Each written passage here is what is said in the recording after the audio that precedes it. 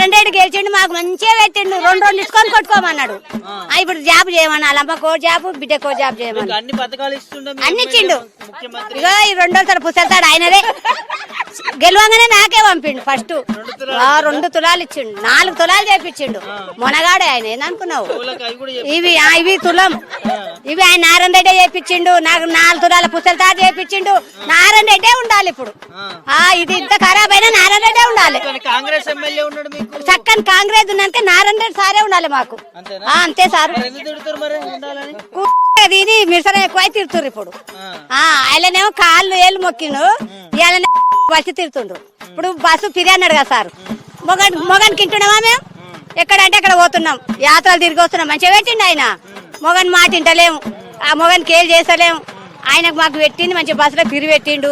మొగనికి లెక్క చేస్తలేము, ఆయన తాగోతో చేసినాము మేము. ఆ సార్ ఎట్లా చెప్తే అట్లా వింటున్నాం. చేసిండు, చేస్తాడు. కోటీశ్వరు అంటే ఇక మొగనికి రోజు బస్సు కోతి, ఇక కోటీశ్వరు గాడాడు.